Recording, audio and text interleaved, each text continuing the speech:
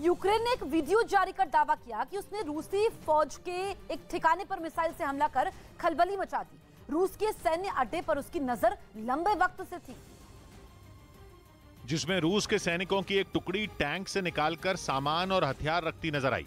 जैसे ही वो सब अंदर गए, यूक्रेन ने उसके पास एक मिसाइल दागी। धमाके के साथ वहां आग लगते ही रूसी सैनिकों के होश उड़ गए, जिसके बाद इससे पहले ही कि वो जान बचाकर वहां से निकल पाते, एक और मिसाइल सीधे उस ठिकाने पर आकर गिरी।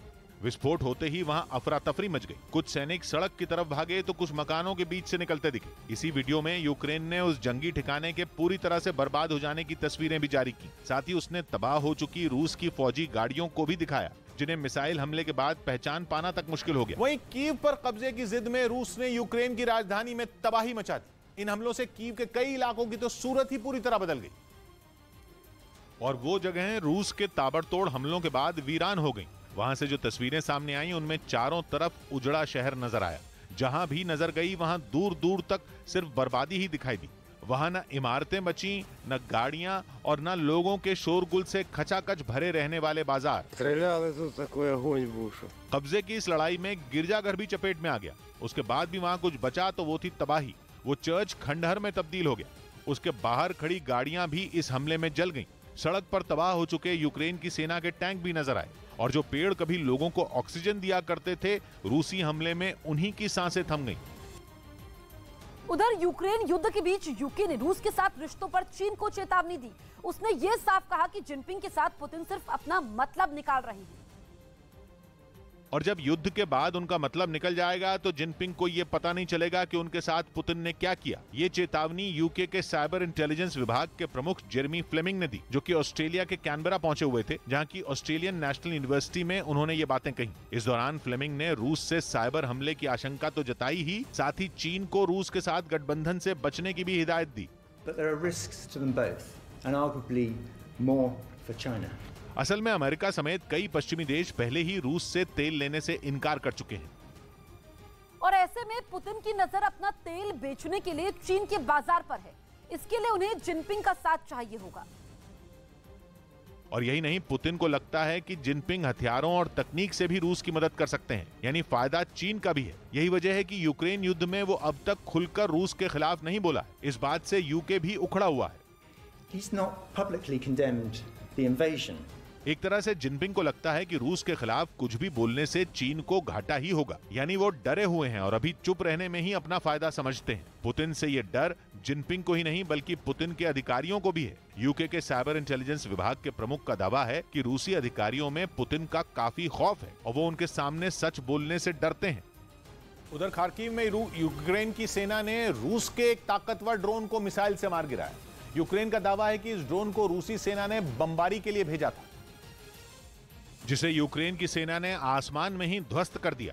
यूक्रेन के इस जवाबी हमले का एक वीडियो भी जारी किया गया, जिसमें साफ दिखा कि जैसे ही यूक्रेन के सैनिकों ने मिसाइल दागी, वो आग उगलती हुई तेजी से अपने टारगेट की तरफ बढ़ी और आसमान में ही रूसी ड्रोन पर कहर बनकर टूट पड़ी, जिसके बाद वहां एक जोरदार धमाका हुआ और उसकी रोशनी चारों तरफ फैल गई। 2 दिन पहले भी खार्किव में रूस की सेना से लोहा लेने का एक वीडियो सामने आया था, जिसमें रूस के सैनिकों को पीछे हटना पड़ा था। यहां तक कि जमीन पर हुई सीधी जंग के बाद कई रूसी फौजियों के शव भी बिखरे पड़े मिले थे। इतना ही नहीं, जेड निशान वाले कुछ रूसी टैंक भी तबाह हो गए थे।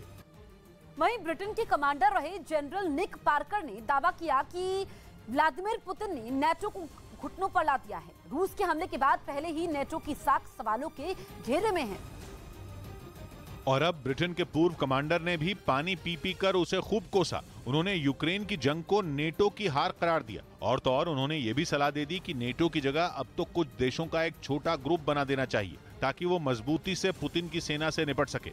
एक तरह से उन्होंने अमेरिका जैसे बड़े देश पर भी उंगली उठाई, जो इस संगठन के 30 सदस्य देशों में शामिल है। हालांकि ये पहला मौका नहीं है जब निक पार्कर के निशाने पर नेटो आया हो। निक पार्कर का अनुभव इसी बात से समझा जा सकता है कि वो इराक और अफगानिस्तान में अहम जिम्मेदारियां निभा चुके हैं। वो इस युद्ध की असल वजह नेटो को ही मानते हैं, लेकिन जंग में फंसी ज़ेलेंस्की सरकार अब नेटो में शामिल होने से तौबा कर चुकी है। इस बीच यूक्रेन में जंग के मोर्चे पर तैनात रूस के कई सैनिकों पर विद्रोह करने का आरोप लगा। यूके का दावा है कि इन सैनिकों ने अपने ही कमांडर का आदेश मानने से इनकार कर दिया और अफरा तफरी में इन जवानों ने अपने ही देश के लड़ाकू विमान को मार गिराया। यूके के साइबर इंटेलिजेंस विभाग के प्रमुख जेरेमी फ्लेमिंग का दावा है कि जंग के मैदान पर तैनात रूस की सेना में भगदड़ मची हुई है, जबकि कई सैनिकों ने तो अपने हथियार तक छोड़ दिए। Putin has massively misjudged the situation. UK का कहना है कि यूक्रेन फतह करने की चाहत में पुतिन ने भारी गलती कर दी, क्योंकि इस युद्ध में अब तक रूस के कई सैनिक मारे जा चुके हैं और बड़ी संख्या में रूसी सैनिकों का मारा जाना भी इस विद्रोह की वजह मानी जा रही है। इतना ही नहीं, पुतिन विरोधियों ने सोशल मीडिया पर इससे जुड़ा एक ऑडियो भी जारी किया, जिसमें दावा है कि रूसी सेना का कमांडर अपने कुछ जवानों को कायर और देशद्रोही कहता सुनाई दिया, लेकिन युद्ध लड़ने से इनकार कर चुके इन सैनिकों पर उसकी बात का कोई असर नहीं हुआ। इसके बाद उनका ये कमांडर आग बबूला हो गया और उसने इन सभी को नौकरी से निकालने की धमकी दे दी। उधर यूक्रेन ने एक हैरान करने वाला ऑडियो जारी किया, जिसमें कुत्तों का मीट खाकर कुछ रूसी सैनिकों के पेट भरने की बात सुनी गई। बताया गया कि यह ऑडियो यूक्रेन में जंग लड़ रहे पुतिन के एक फौजी का है, जो अपने परिवार से फोन पर बात कर रहा था। तभी यूक्रेन की सेना ने कुत्तों का मीट खाने वाली उनकी बातों को रिकॉर्ड कर लिया, जो तेजी से वायरल हो गई। Что, собак едите, что ли? Ну, было. Мясо охота, но засидели. मतलब ये कि जब मीट का इंतजाम नहीं हो पाया तो रूसी सैनिकों ने इसकी भरपाई के लिए कुत्तों को भी नहीं बख्शा। बताया गया कि सेना की तरफ से खाने पीने की जो चीजें मिली थी उन्हें खाकर रूस के सैनिक ऊब चुके हैं, इसलिए उन लोगों ने ताजा मीट खाने के लिए कुत्तों का शिकार करना शुरू कर दिया। दावा तो यह भी किया गया कि लगातार जंग लड़ रहे रूसी सैनिकों की आम जरूरतें भी अब पूरी नहीं हो पा रही हैं। यूक्रेन के राष्ट्रपति व्लादिमीर जेलेंस्की ने पुतिन के एक नए गेम प्लान की कलई खोलकर रख दी है। जेलेंस्की ने दावा किया कि यूक्रेन से मुंह तोड़ जवाब मिलने के बाद पुतिन के दांत ऐसे खट्टे हुए कि अब वो अपनी पूरी ताकत पूर्वी यूक्रेन पर झोंकने की तैयारी में है। और इसके लिए पुतिन यूक्रेन के डॉनबास इलाके में अपनी सेना इकट्ठी कर रहे हैं ताकि उसे यूक्रेन से अलग किया जा सके। जेलेंस्की ने कहा कि पुतिन भले ही कीव और चर्नीव के पास से अपनी सेना हटाने का ऐलान कर चुके हैं, लेकिन उसके साथ ही वो पूर्वी यूक्रेन के डॉनबास इलाके में बहुत बड़े हमले की साजिश बुन रहे हैं। व्लादिमीर जेलेंस्की ने दो टूक कहा कि पुतिन की करनी और कथनी में फर्क है, इसलिए वो उनके झांसे में आने वाले नहीं हैं। वैसे जेलेंस्की ने जो दावा किया, रूस खुद पिछले हफ्ते सरेआम उसका ऐलान कर चुका है। पिछले हफ्ते रूस ने यूक्रेन पर धावा बोलते वक्त बताया अपने मकसद से पूरी तरह यू टर्न ले लिया था और कहा था कि उसने यूक्रेन की सेना की कमर तोड़कर जंग का पहला फेज पूरा कर लिया है और अब वो अपने मुख्य लक्ष्य पर पूरी तरह फोकस कर सकता है। उसने अपना मुख्य लक्ष्य बताया था पूर्वी यूक्रेन के डॉनबास इलाके की आजादी। डॉनबास पूर्वी यूक्रेन का वो हिस्सा है जिसमें डोनेस्क और लुहांस्क आते हैं। इन दोनों इलाकों पर 2014 से विद्रोहियों ने यूक्रेन की सरकार के खिलाफ बगावत छिड़ी हुई। रूस शुरू से इन विद्रोहियों के साथ खड़ा हुआ है और उसका दावा है कि लुहांस्क का 93% और डोनेस्क का 54% इलाका उसके समर्थन वाले अलगाववादियों के कब्जे में। यानी रूस की माने तो अब यूक्रेन पर जंग का उसका असल मकसद डोनेस्क और लुहांस्क दोनों के 100% हिस्से को आजाद कराना है। और पिछले महीने यूक्रेन पर धावा बोलने से पहले पुतिन ने इन दोनों इलाकों को अलग देश की मान्यता भी दे दी थी। वहीं जंग के मैदान में यूक्रेन के सैनिकों से लोहा लेने वाले अपने फौजियों को रूस ने सम्मानित किया। रूस की तरफ से इसका एक वीडियो भी जारी किया गया, जिसमें सेना के एक अधिकारी सैनिकों को मेडल पहनाते नजर आए। सैकड़ों की तादाद में रूसी जवान दिखाई दिए जो यूक्रेन से जंग लड़कर लौटे थे। एक एक कर सैनिकों को मेडल पहनाकर उनका हौसला बढ़ाया गया। बताया गया कि इन जवानों ने यूक्रेन के सैनिकों से डटकर मुकाबला किया, इसीलिए जब ये देश लौटे तो हौसला बढ़ाने के लिए सम्मान समारोह रखा गया। इस दौरान वहां मौजूद ब्रिंस्क प्रांत के गवर्नर ने अपने फौजियों की जमकर तारीफ की। जंग की वजह से घर से दूर हुए रूसी सैनिक जब अपने परिवार से मिले तो वो भावुक हो गए। कुछ ने तो गले मिलकर देश वापसी का जश्न मनाया। इस बीच यूक्रेन के राष्ट्रपति व्लादिमीर जेलेंस्की ने ऑस्ट्रेलिया की संसद को संबोधित किया और रूस पर कड़े प्रतिबंध लगाने की मांग की। जेलेंस्की इससे पहले अमेरिका, कनाडा और इजराइल के सांसदों से यूक्रेन के हालात पर बातचीत कर चुके हैं। और इसी कड़ी में जेलेंस्की ने ऑस्ट्रेलिया की खचाखच भरी संसद में यूक्रेन में अब तक हुई तबाही की आपबीती सुनाई। उन्होंने अपने भाषण में कीव, खार्किव, मारियोपोल जैसे शहरों पर रूसी बमबारी से हुई बर्बादी का जिक्र किया। जेलेंस्की ने रूसी हमलों में मारे जा रहे आम लोगों का भी मुद्दा उठाया और रूस को सबक सिखाने के लिए ऑस्ट्रेलिया के सांसदों से मदद मांगी। We need new sanctions against Russia, powerful sanctions, until they stop इससे पहले ऑस्ट्रेलिया की संसद में सभी सांसद जेलेंस्की का इंतजार करते दिखे और जैसे ही उनका भाषण खत्म हुआ, सभी अपनी कुर्सियों से खड़े हो गए और तालियां बजाकर उनकी हौसला अफजाई की। इसके बाद ऑस्ट्रेलिया की संसद के स्पीकर ने यूक्रेन के हालात के बारे में जानकारी साझा करने के लिए जेलेंस्की का शुक्रिया अदा किया। इस बीच यूक्रेन में अलग अलग जगहों पर बरसती मिसाइलों से बचने के लिए लोगों ने पश्चिमी हिस्से में मौजूद लीव का रुख कर लिया। वहां यूक्रेन के बाकी शहरों की तुलना में हालात बेहतर हैं, जिसकी वजह से वहां यूक्रेन के कई शहरों से लोग पहुंचने लगे। वहां के मेयर ने दावा किया कि जंग की वजह से लवीव में शरणार्थियों की तादाद करीब दुगनी हो गई, जिसका असर यह हुआ कि वहां खाने पीने की चीजों का भी संकट खड़ा हो गया। मॉल और सुपरमार्केट में तो सब्जियों और फलों की मारामारी देखने को मिली। दरअसल यूक्रेन के पूर्वी हिस्से में जंग का सबसे ज्यादा असर देखने को मिला, जिसके बाद लोग देश के पश्चिमी हिस्से में मौजूद शहरों में पनाह लेने निकल पड़े।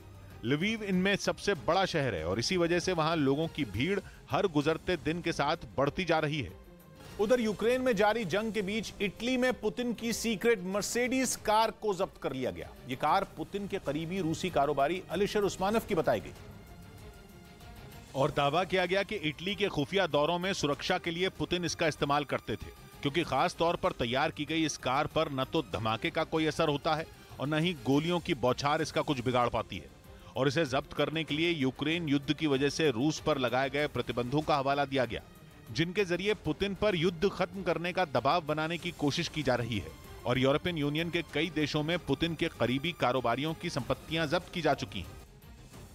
उधर यूक्रेन के खार्किव में रूस की बमबारी के बीच भी वहां अस्पताल खुले दिखे। जान जोखिम में डालकर कई डॉक्टर अस्पताल पहुंचे, जिसकी कुछ तस्वीरें सामने आई जिसमें वो मरीजों का इलाज करते दिखे। युद्ध के बीच घायलों की डॉक्टरों ने सर्जरी की। अस्पताल में भीड़ ना हो इसका भी ध्यान रखा जा रहा है। इस बीच पुतिन के खासम खास और वफादार रमजान कादिरव पर रूस के राष्ट्रपति से ही झूठ बोलने का आरोप लग गया। यूक्रेन ने दावा किया कि कादिरव ने पुतिन को गुमराह किया और उनसे ये झूठ बोला कि वो यूक्रेन के मारियोपोल शहर में आकर जंग की कमान संभाले हुए हैं, जिसका एक वीडियो 2 दिन पहले रमजान कादिरव ने खुद अपने टेलीग्राम पेज पर पोस्ट किया था। कादिरव ने दावा किया था कि मारियोपोल के एक बड़े इलाके में कब्जे के बाद वो वहां पहुंचे थे और उन्होंने अपने लड़ाकों का हौसला बढ़ाया था। 2 दिन पहले के उस वीडियो में एक कमरे में मौजूद चेचन लड़ाके उन्हें बधाई देते नजर आए थे। यही नहीं, वहां रमजान कादिरव का सम्मान भी किया गया था। जाहिर है उस वीडियो के जरिए कादिरव ने यह साबित करने की कोशिश की थी कि वो खुद यूक्रेन की जमीन से उसके खिलाफ जंग की रणनीति बना रहे हैं। लेकिन अब यूक्रेन ने दावा किया कि रमजान कादिरव के मारियोपोल में होने की बात पूरी तरह से झूठी थी। यूक्रेन के मुताबिक कादिरव कभी उनके देश की सीमा में घुसे ही नहीं और इसके लिए उसने कादिरव की सोशल मीडिया पर पोस्ट की गई एक तस्वीर का ही सहारा लिया। असल में रमजान कादिरव की एक तस्वीर सामने आई जिसमें वो एक सड़क पर नमाज पढ़ते नजर आए। तस्वीर पोस्ट करने के साथ ये दावा किया गया कि वो यूक्रेन की कोई जगह है, लेकिन इसी तस्वीर का सहारा लेकर यूक्रेन ने कादिरव पर पुतिन को गुमराह करने का आरोप लगा दिया। यूक्रेन ने तस्वीर में कादिरव के पीछे दिख रहे एक पेट्रोल पंप पर बने लोगों का जिक्र किया, जो कि सड़क पर नमाज पढ़ रहे रमजान कादिरव के ठीक दाहिनी तरफ दिखाई दिया। और ये लोगो रूस के एक ब्रांड पल्सर का है, जिसके कई पेट्रोल पंप और गैस स्टेशन पूरे देश में बने हैं। जिस रोसनेफ्ट नाम की एक तेल कंपनी इसे चलाती है, जो कि रूस की सरकारी तेल कंपनी है। यूक्रेन ने दावा किया कि जिस कंपनी का पेट्रोल पंप कादिरव की तस्वीर में दिखाई दिया, उसके पेट्रोल पंप और गैस स्टेशन रूस के बाहर है ही नहीं। यानी कादिरव ने जिस जगह को यूक्रेन का बताया वो रूस के ही अंदर की कोई जगह है। और इसी तस्वीर का सहारा लेकर यूक्रेन ने पुतिन के वफादार कादिरव को झूठा साबित करने की कोशिश की। उधर अपने ऊपर लग रहे आरोपों के बीच कादिरव यूक्रेन से बातचीत करने वाले रूस के ही एक प्रतिनिधि पर भड़क गए और उन्होंने व्लादिमीर मेदिंस्की नाम के रूसी प्रतिनिधि पर जमकर भड़ास निकाली, जिसका एक वीडियो उन्होंने अपने टेलीग्राम पेज पर पोस्ट किया। Все западные европейские государства давили на Россию. असल में कादिरव रूस के प्रतिनिधि के उस बयान से चिढ़े हुए थे जो 2 दिन पहले इस्तांबुल में बातचीत के बाद दिया गया था। उस वक्त बातचीत के बाद व्लादिमीर मेदिंस्की ने जंग को धीरे धीरे खत्म करने और यूक्रेन से रूसी सैनिकों की संख्या कम करने पर जोर दिया था। बस इसी बात ने कादिरव को गुस्सा दिला दिया और उन्होंने रूस के ही प्रतिनिधि को जमकर खरी खोटी सुना दी। साथ ही उन्होंने रूसी राष्ट्रपति पुतिन से जंग और भी तेज करने की अपील की। यानी रूस की तरफ से भले ही बातचीत और समाधान की बातें की जाएं, कादिरव तो बस जंग ही चाहते हैं। आज की ताजा खबर में एक ब्रेक।